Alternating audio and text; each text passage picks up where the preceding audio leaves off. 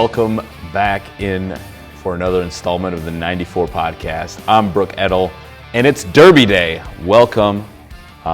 So much to get into real quick. Quick notes. Jim is not here. He's actually in Indianapolis with his girlfriend. So have fun this weekend, Jim. We'll catch you next time here on the 94 podcast. But like I mentioned, it's Derby Day. This is the 152nd running of the Kentucky Derby. I know there's so much, to just chat about. But a couple of things about the Kentucky Derby, just some fun facts, just to kind of absorb real quick here. A couple of things that I've just discovered in the Kentucky Derby. There are some interesting stories, but the fun stats, the most common colors of the Derby winners are bay and chestnut. The most common birthplace of winners is Kentucky with 117 recorded winners, while only 6 Japanese-bred horses have entered the race with one third-place finish, Forever Young, in 2024. The last horse bred outside of North America to win the race was Tommy Lee in 1959. Sheesh, that's a long time. Trainer Brad Cox will enter 2 horses in the Derby, Commandment and Further Ado. Full Effort was scratched, so he could have had 3 horses, but entering multiple horses doesn't translate to a sure win. Of the 32 instances of a trainer entering at least 3 horses in as many as 5, only 4 won. D. Wayne Lucas in 1995 with Thunder Gulch, in 1996 with Grindstone, and Todd Pelcher with Super Saver in 2010. Always Dreaming in 2017. No horse has won from the number 17th post out of 46 starters, while 10.4% of winners have come from the number 5 post from 96 starters. The most recent being Always Dreaming in 2017. The post positions with the big drought are the number 1 post, the number 2 post, affirmed in 1978 was the last winner. The number 9 post, Riviera Ridge, was the last winner in 1972. The number 12 post, Canero, the second last one in 1971. And the number 14 post, Carryback, last one in 1961. A lot of people want to know about the horses' names, and I think this is always interesting to just really dive into the names and understand a little bit about the horse in itself. I know they do the coverage, but a couple of the names here that I'll just rattle off, and then we'll get on to our next subjects. Renegade, pretty cool name. Albus, Intrepido, Litmus Test, Commandment, love that one. Danyon Bourbon, So Happy, Wonderdine, Incredibolt, Chief Wallaby, Potent, Emerging Market, okay, maybe some underlying messages there. Palvovian, 6-speed, okay, so this horse has got 6-speed. Further Ado, as we mentioned at the top, the same horse trainer, Brad Cox, with Commandment. Golden Tempo, that's a good one. Great White, and we got Ocelli and Robusta.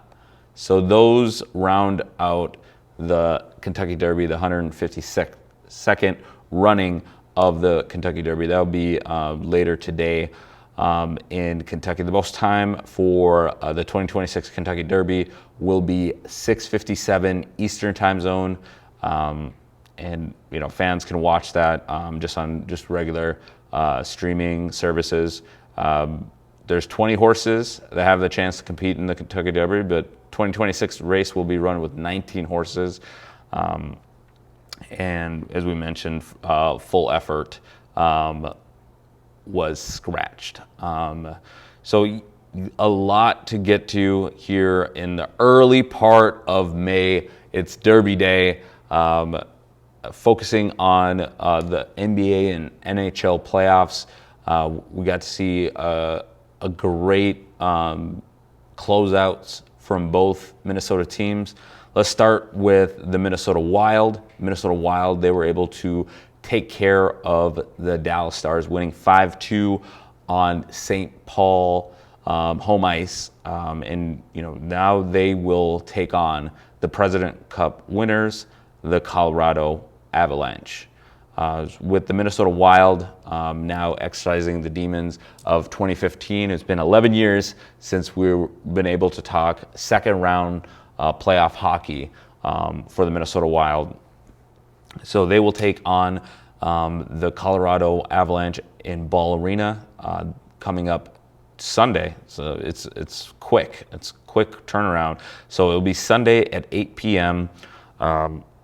Tickets are going as low as $158. It's not terrible for playoff hockey, especially second round playoff hockey. Montreal, Tampa Bay. I believe this is going to be Game 7. That will be played tomorrow. And both myself and Jim, we did predict, a lot of these games are going to go to 7. And when we had Tanner Hoops on, we did predict that this was going to go 7 as well. Just two evenly matched teams. And one team is going to move on, one team is going to go home. Montreal and Tampa Bay, they'll be the first game on Sunday. Minnesota and Colorado will be the nightcap. Today, however, there is a Game 1.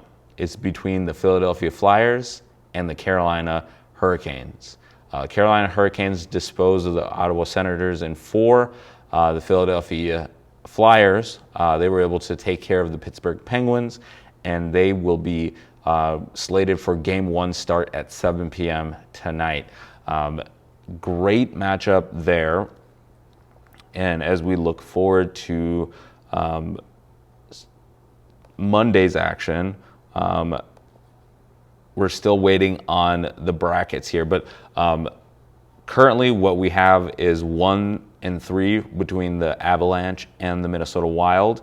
And then 1 and 3 for the Golden Knights and the Anaheim Ducks. So a little bit of a interdivision matchup here in the semifinals before the Western Conference Finals take place. But yeah, I really like the chances for the Wild, especially with their goaltending. And if they're able to continue to capitalize on special teams with their power play, this Minnesota Wild team can make a deep run into June and potentially take home the cup. And that's the exciting thing here for the Wild. Golden Knights and the Anaheim Ducks, this will be interesting to see which two teams, high scoring. There's a high potent offenses. See whose sticks stay the hottest here between the Golden Knights and the Anaheim Ducks. That will be interesting to see if Anaheim is able to continue their Cinderella story. They just defeated Connor McDavid and the Edmonton Oilers, sending them home after 6 games with them winning the series 4-2. And same thing with the Vegas Knights. They were able to defeat the Utah Mammoth to advance to the semifinals. The Colorado Avalanche, they were able to sweep the LA Kings 4-0. So the Avalanche are rested. They will be at home, as mentioned at the top. The Golden Knights will be at T-Mobile Arena, and they will be hosting the Anaheim Ducks. But again, great hockey is coming up. The Buffalo Sabres, they have made it to the second round. They defeated the Boston Bruins, defeated them in 6 games.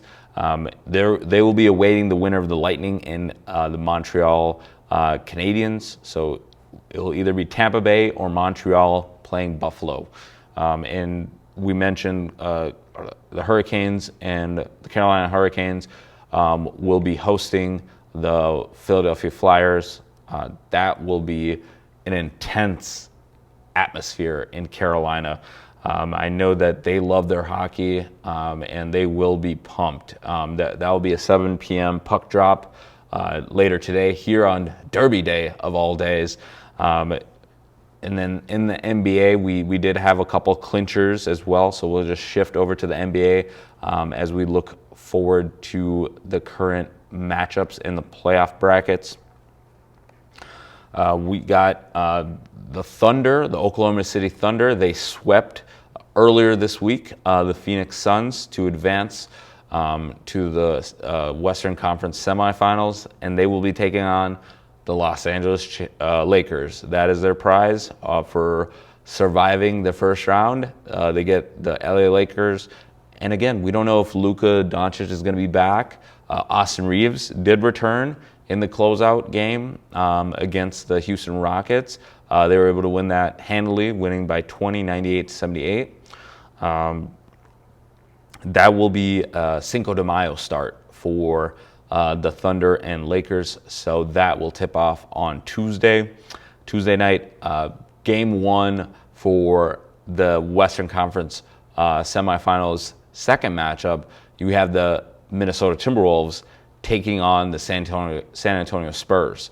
The game will be at San Antonio, the AT&T Center, I believe. They will be taking they'll take game 1 at 8:30. They'll tip game off at 8:30 on May 4th. May the 4th be with you, Minnesota Timberwolves. No one's predicting this to be an easy series for the Timberwolves, especially with Anthony Edwards hampered with his knee, his hyperextended knee, the left knee. So we'll see if he's able to get back in the mix of this series, maybe game 3, game 4. All depends on the spacing in between these games. What I'm also seeing today as well is there's a whole slate of games that still haven't been decided in the Eastern Conference. So the Western Conference for the NBA, it's set up right now with Thunder, Lakers, Timberwolves, Spurs. On the East, we only have one team that has advanced so far, and that's the New York Knicks. And they obliterated the Atlanta Hawks by 51 points, routing them 140-89. Talk about an ass whooping, and that is an ass whooping in its full definition. The Knicks were battered and bruising the Atlanta Hawks, and even their fans. I mean, Lil Boozy got ran into by Jalen Brunson, so yeah, even the fans were catching strays. The Knicks, they will await the Game 7 winner, which will actually be played later today here on Derby Day between the Celtics and the 76ers. So who will get to the finish line in this series, especially with the way that the Celtics shot the basketball in the last game? A little concerning if you're a Boston fan.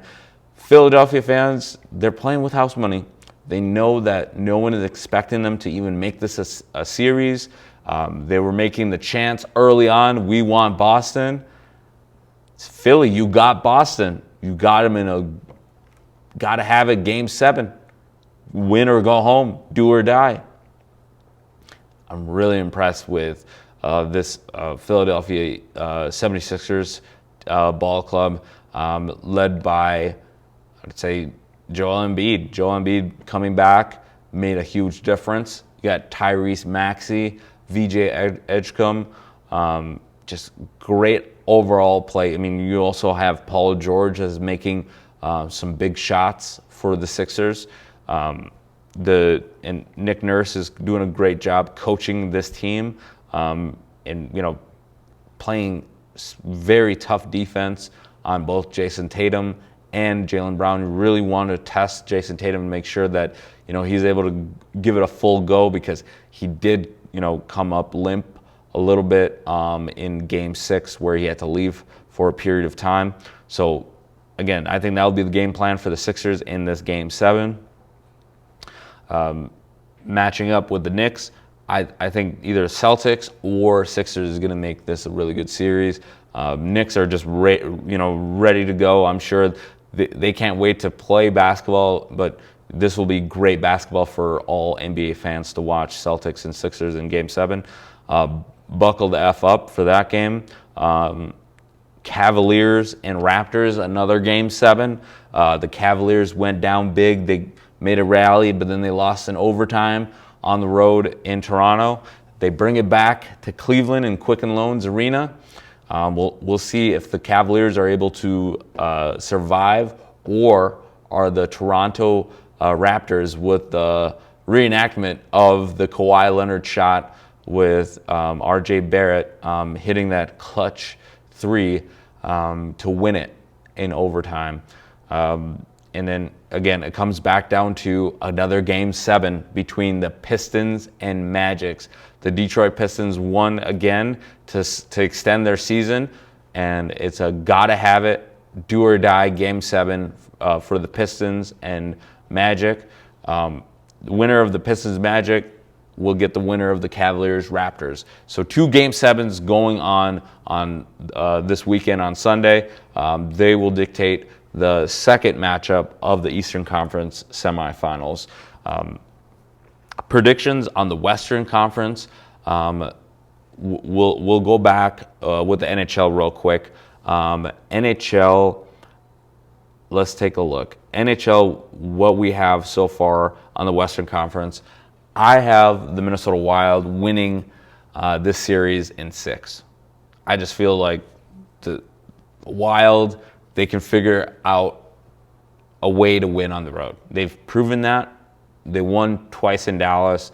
They were able to protect home ice as well. So I think that's a recipe for success in these Stanley Cup playoffs. You got to be able to win on the road. And I think the Wild have been able to uncover that. And, you know, they're able to continue to play sound hockey. I think that they will be able to take out the Avalanche in 6. Again, that's a bold prediction. Avalanche could they could beat them in 5, they could beat them in 6, they could beat them in 7. I just feel like the Wild, they just have their number in the playoffs, and I feel confident, you know, every time going up against the Colorado Avalanche. Very, very similar just to the Denver Nuggets and the Minnesota Timberwolves. I'm giving the Wild the edge there. The Golden Knights and the Anaheim Ducks, I'm giving the edge to the Golden Knights. I just feel like the Golden Knights are just a better team across the board. So I'm predicting Wild Golden Knights for the Western Conference Finals. And for Hurricanes Flyers, I'm going with Hurricanes. I'm going Hurricanes to advance past the Flyers. Sabres and whoever wins the Lightning Canadiens Game 7. I'm going Sabres. Whoever they play, I'm going Buffalo. So I go Buffalo and Carolina. So we'll pause there. We'll get back to the NBA. I know a lot to unpack there. But in the NBA, let's take a look at these series real quick. Got the Thunder and Lakers. I'm going Lakers. I think Lakers shock them. I think it goes 7. I believe the Lakers have what it takes once they get Luka to really challenge Shai Gilgeous-Alexander, Chet Holmgren, Jalen Williams, Jared McCain. I feel like they have what it takes to really push the Thunder, make them uncomfortable, make them really play defense. I know this OKC team is, that's their calling card, is having great defense. But I feel like actually forcing them, just not settling for jump shots. I think when you settle for jump shots, you're doing them a favor, because that leads to their fast break offense, transition offense. So I think the Lakers are going to stay aggressive and drive the lane, because that's what we saw with Austin Reeves coming back. That's what we saw with LeBron James in the first 3 games, driving the lane and actually taking the attack to the rim. I like what the Lakers are doing there, and I feel like they're gaining that confidence now that they've advanced as a group. So I'm taking Lakers in 7 to knock off the defending champs in OKC. Timberwolves and San Antonio Spurs, I got to give it to Timberwolves. Timberwolves in 7, but you need Anthony Edwards. I think it's too uphill of a task to do this without Anthony Edwards. So hoping that you get Anthony Edwards either in Game 3 or Game 4. But at that time, you just need to win 1. in San Antonio. You just split, go back to Target Center down, tied up 1-1. And then you have a chance to either go up 2-1, or again, you could split at home again 2-2, and then you have a potential Game 5 situation in San Antonio where you could win that game, and you would have an opportunity to eliminate the Spurs in a Game 6 coming back. But I'm taking the Timberwolves. In 7, because I think this is just going to be one of those games, one of those series that's going to go the full distance, just because how difficult the Spurs are going to make it for the Timberwolves with their defenders. And again, let's talk about how the Timberwolves got here. They beat the Denver Nuggets 4-2 in a best of 7. They won in Game 6, 110-98, but they didn't have 40% of their scorers, their leading scorers in that series. Ayo Dosunmu, Anthony Edwards, Dante DiVincenzo, were all out for the clincher, and you still get it done. Big shout out to Jaden McDaniels. He grew up big time in round 1. Just calling out the Nuggets, point blank, simple. They're all bad defenders, and he proved it. He put it on tape that they're all bad defenders. They can't guard him. Again, big maturity in the playoffs for TJ. Terrence Shannon Jr., expect more of the same against the Spurs. He was inserted into the lineup. He was a starter for Game 6, the clincher. Definitely want to see the Timberwolves get healthy, because they've been hobbled. Naz Reid a little banged up, Bones Highland a little banged up. You're still waiting on your star, your alpha, and Anthony Edwards, and obviously you're waiting for Ayo Dosunmu, who has definitely taken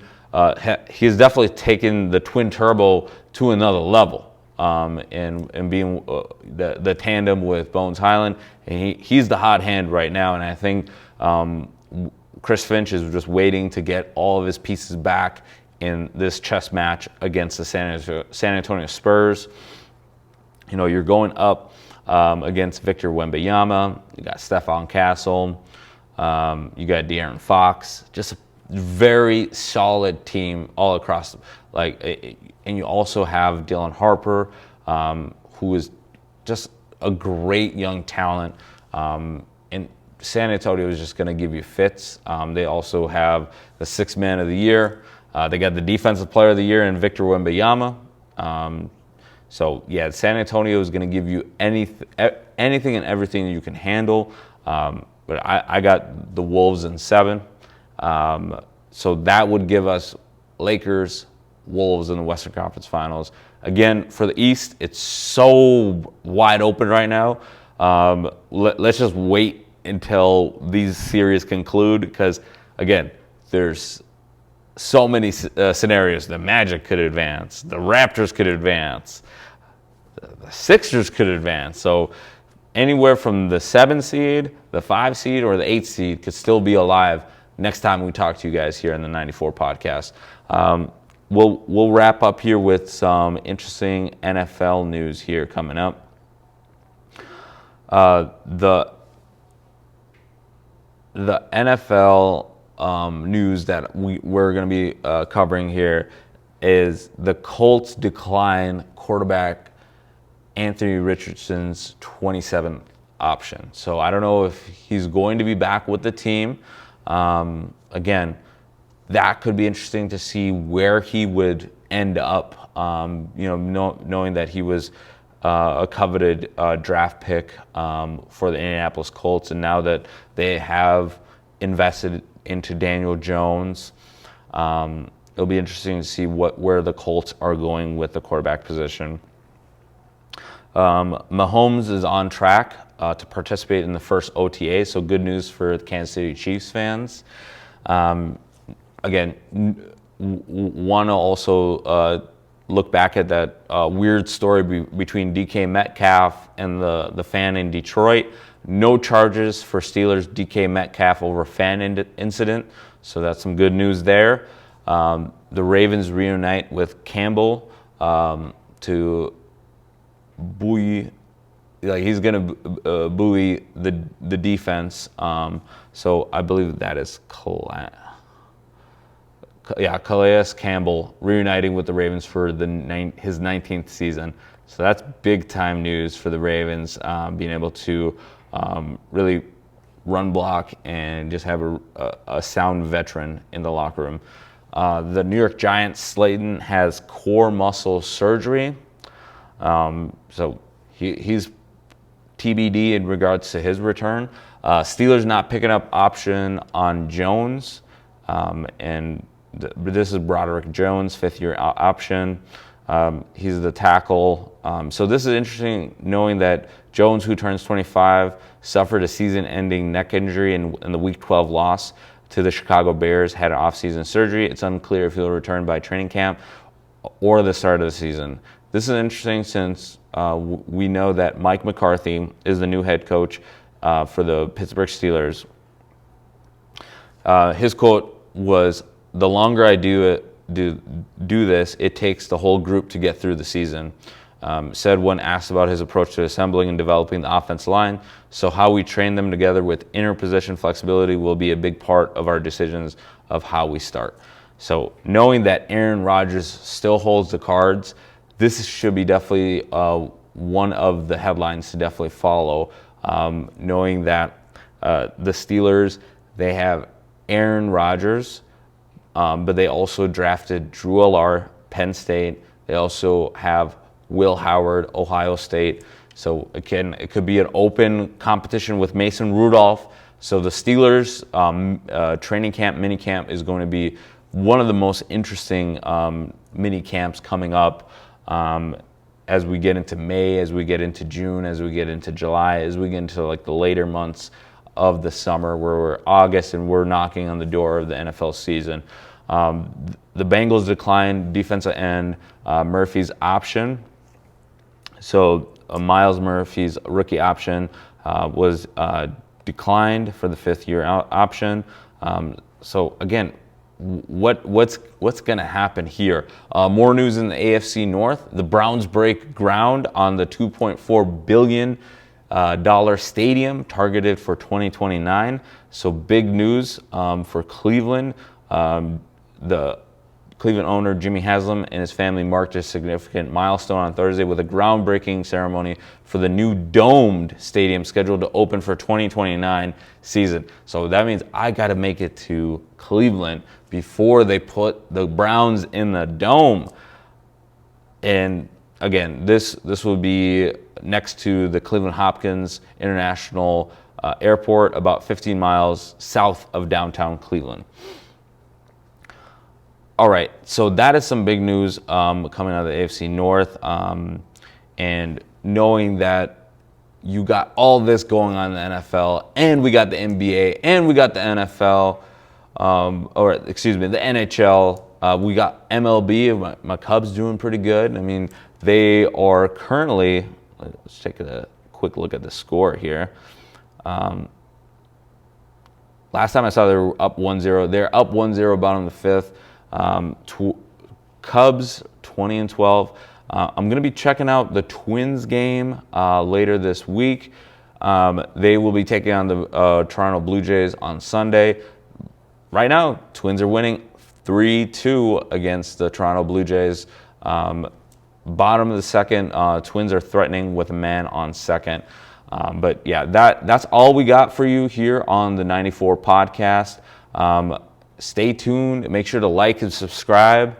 And you know, we're getting stuff on TikTok. We're getting merch out there. So make sure to like, subscribe, and share to a friend. Make sure to smash that subscribe button. Make sure to share this to all your friends that are big sports. And then also, we are the exclusive home of the second round of the playoffs here on CCX TV. But next time on the 94 podcast, we'll see you at the TOP. We're out.